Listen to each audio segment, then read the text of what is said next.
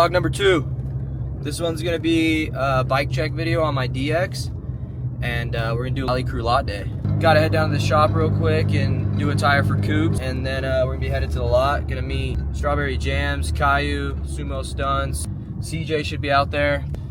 Should be pretty sick. That was my helmet, just rolling across the back, so that's cool. How long did that one last you? A day?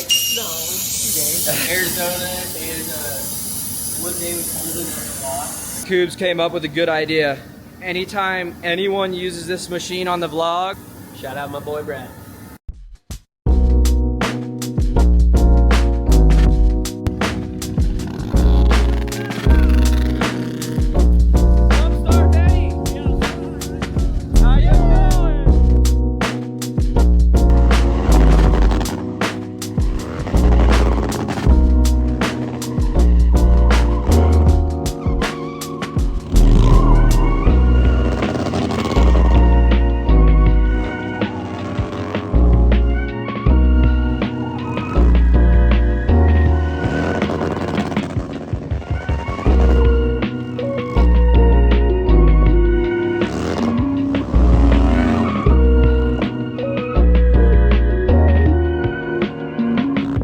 Reckless 775 living up to his name on his birthday.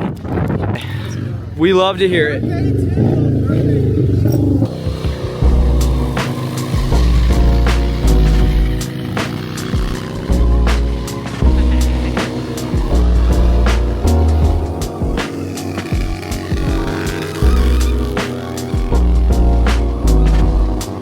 That guy's nuts.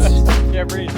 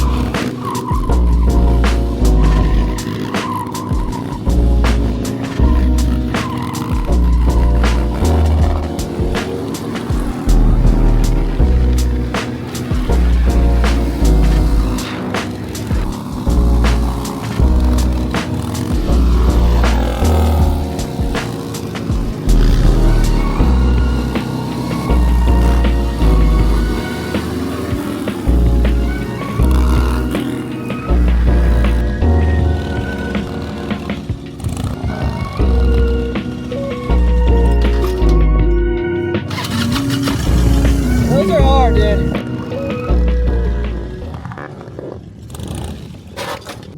The fender, huh? Barely. I heard it. I was like, bro, you just tried a hard party.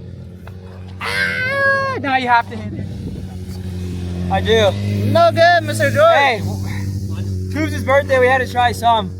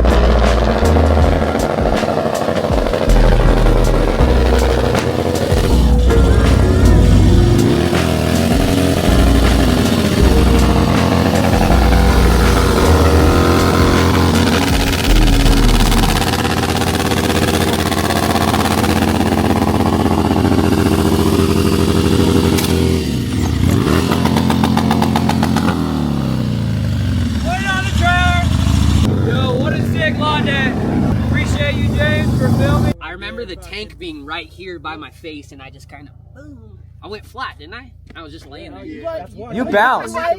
You bounced. One way, you went the other way, and you just kind of rolled. You rode it really far and then bounced. I laughed about it. It was kind of nice. Like, you did a good smooth. Yeah.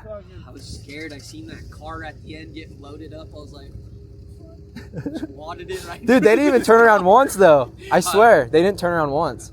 I didn't think they saw it, honestly. Well, actually, yeah, the little kid. Hey, I think you got out clean. No, I saw the little kid. The little kid was like, what the fuck? Oh, he was?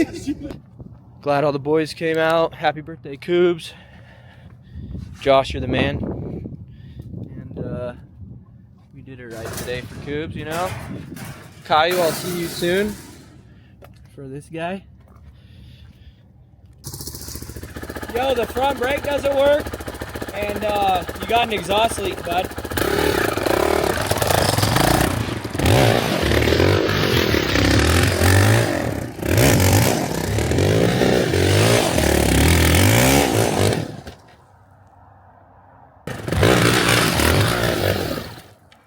Alright, that's enough. I didn't drop it. That was the delivery fee tax. What's up, boys? Today we're going to talk about my bike. I have a 2001 Dyna FXDX. This bike check's going to be a little different. I'll give you a little backstory. I purchased this bike out of Oregon for $6,000. Came pretty set up. I put a few different parts on it to make it feel better for me. That's kind of what I'm going to focus on in this part of the video. Is going to be like the main things that help me improve. First things first, I want to talk about G-brakes. They were the first sponsor I ever had on the Harley. They got me when I was on the Sportster before I was even doing anything, so shout out to them for believing in me. These brakes easily made the most difference out of any part on my bike. I didn't change pads, I didn't change fluid, nothing, just rotors, and it was easily a 50% gain. I went from 2 fingers to 1 finger, and literally just barely touching the rear brake, and it's giving me the input I need. So the next thing I want to talk about is the Slyfox seat. The gripper material paired with the inch extra you get on the backrest is what makes this a game changer for me. I've run Slyfox's competitor seats and nothing compares to this one, honestly. I will not have another stunt bike unless it has a Slyfox seat. So I get a lot of questions about my bar setup. It's a full moto setup. I got a 7/8 Motion Pro Rev 3 throttle tube. As you can tell, it's really snappy. It works really good.